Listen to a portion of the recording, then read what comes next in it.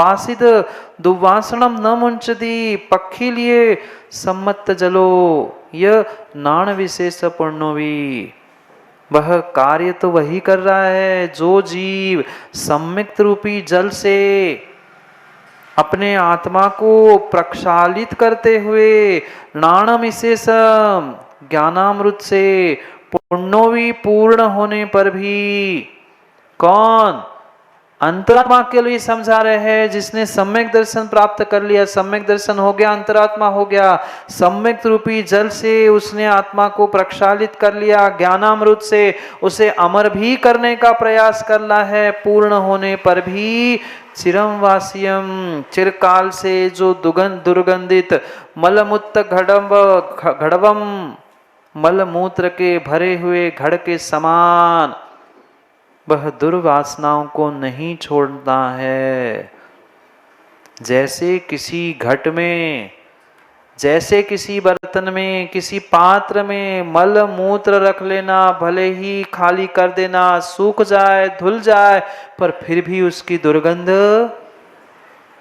नहीं जाती, नहीं जाती, नहीं जाती। ऐसे ही भले ही पूर्ण रूप से अभी अंतरात्मा सुगंधित नहीं हुआ, पर फिर भी वह अंतरात्मा है, सम्यक दृष्टि है, महान है मिथ्या दृष्टि की अपेक्षा से। अभी वासनाएं पूरी उतरी नहीं है, दुर्वासनाओं का प्रभाव, दुर्वासनाओं की दुर्गंध मिटी नहीं है, पर फिर भी सच्चे देव शास्त्र गुरु के साथ साथ अपनी आत्मा पर ऐसा प्रचंड श्रद्धान है, ऐसा प्रचंड श्रद्धान है, उस श्रद्धान के निमित्त से ही, श्रद्धान के निमित्त से ही वह परमात्मा का प्रतिरूप कहलाता है, परमात्मा का प्रतिरूप कहलाता है।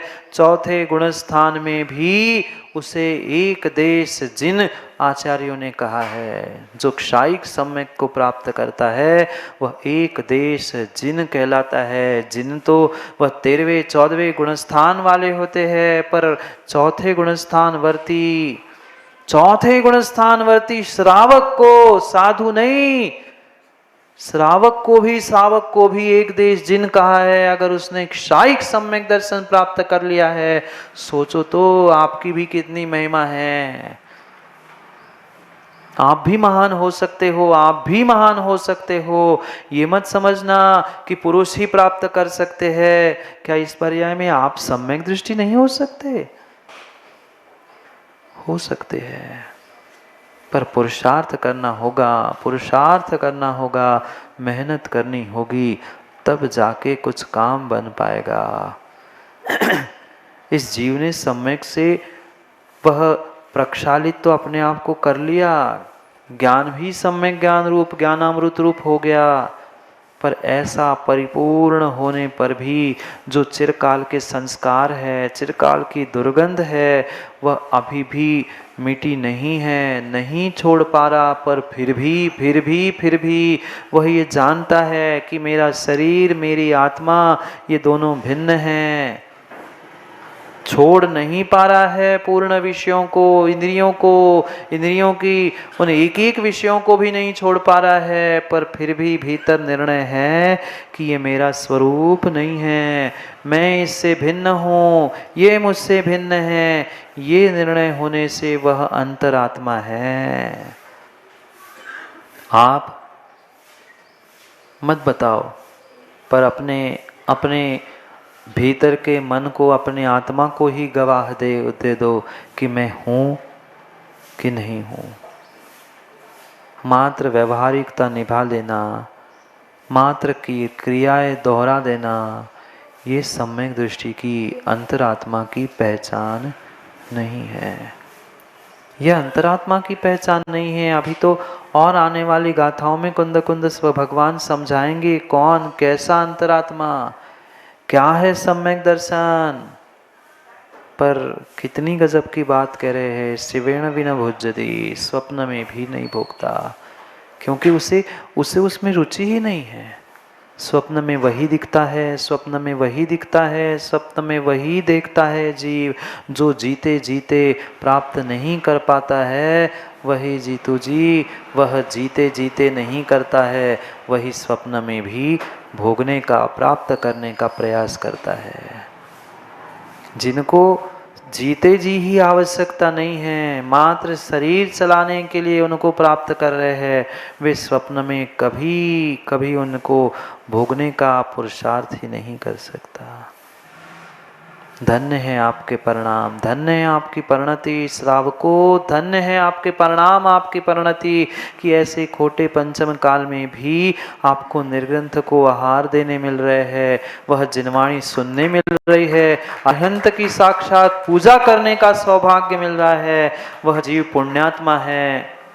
पुण्यात्मा तो बन चुके ज्ञानी, अब अंतरात्मा भी बन जाओ। पुण्यात्मा तो बन गए, पुण्यात्मा तो बन गए, पर पुण्यात्मा मात्र बनने से काम नहीं होगा। पुण्यात्मा के साथ साथ अंतरात्मा भी बनना होगा। बहिरात्मा भी पुण्यात्मा हो सकता है, और बहिरात्मा पुण्यात्मा नहीं होगा तो अंतरात्मा बन भी नहीं सकता है।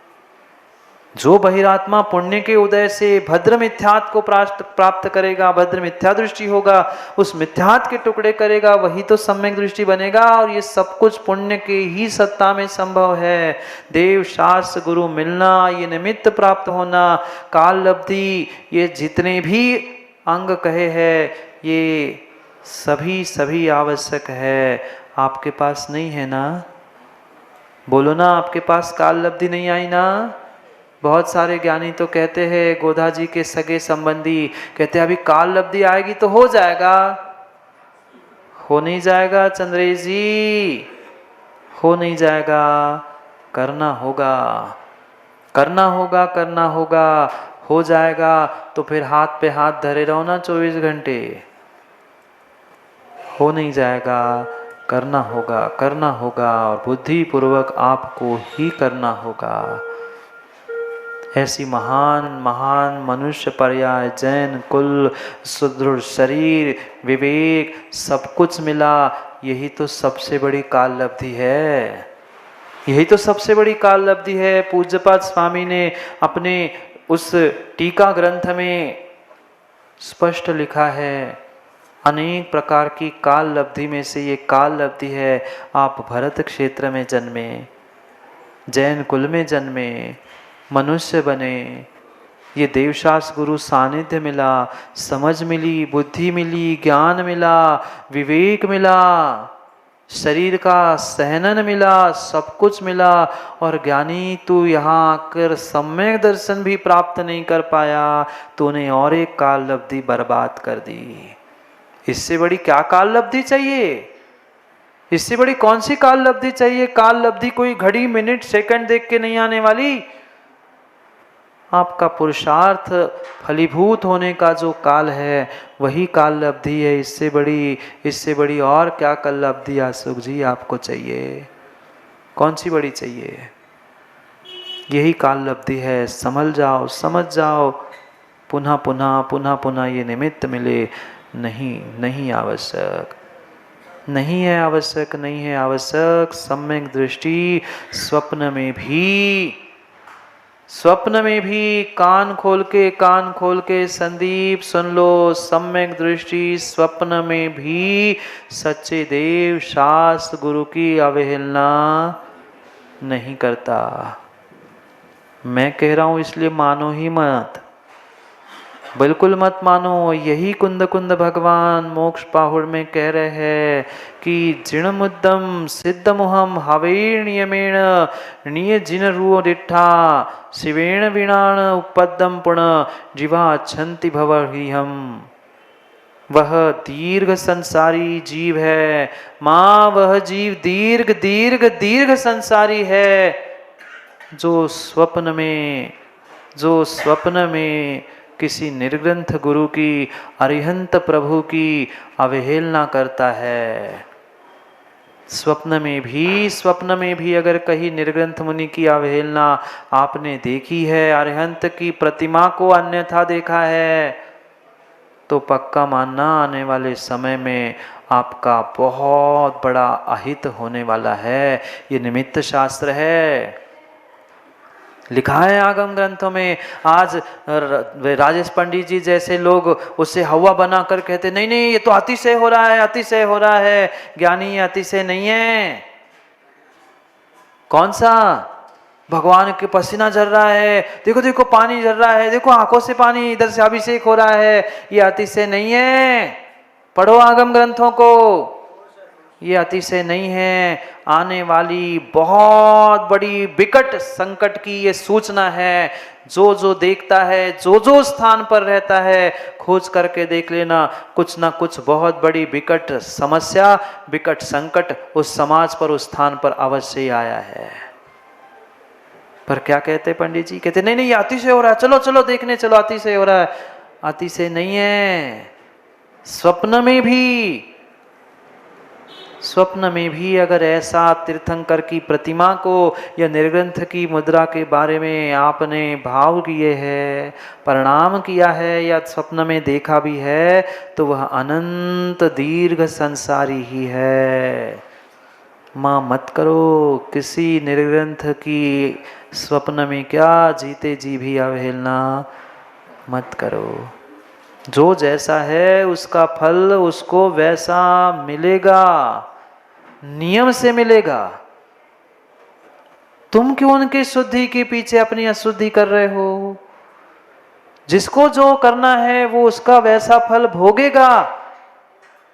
हम अगर सम्यक दृष्टि है, हम अगर सम्यक दृष्टि है तो सीमेंट उस श्रेणी जैसे सम्यक दर्शन का, स्थितिकरण का, उपगहन का, वात्सल्य का प्रयोग करो ना। दुनिया में व्हाट्सएप बाजी करना ये कौन सी सम्यक दृष्टि की पहचान है? अरे इतनी ही तुम सम्यक दृष्टि हो, इतनी दम है तो पास आकर बोलो, समझो, समझाओ ना। पर हम तो सबसे पहले डालेंगे, मेरी पोस्ट पहली है, मैं आगाह कर रहा हूं, मैं बता रहा हूं कि मैं मिथ्या दृष्टि हूं। हाँ, सम्यक दृष्टि कभी किसी धर्मात्मा, किसी श्रावक की, किसी की गलती छपाता नहीं है, वो तो छुपाता है। और आप,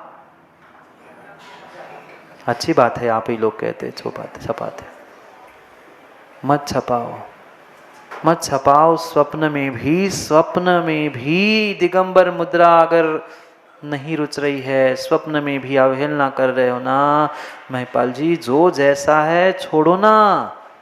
उनसे तेरा कल्याण है क्या? नहीं है। उन्होंने भले ही द्रव्य भेष धारण किया है, तो द्रव्य नमस्कार कर ले, क्या कर्मों की निर्जरा नहीं होगी? होगी। स्वप्न में भी कभी कभी किसी अरिहंत की, गुरु की, प्रभु की जिनवाणी की अवहेलना ज्ञानी मत कर।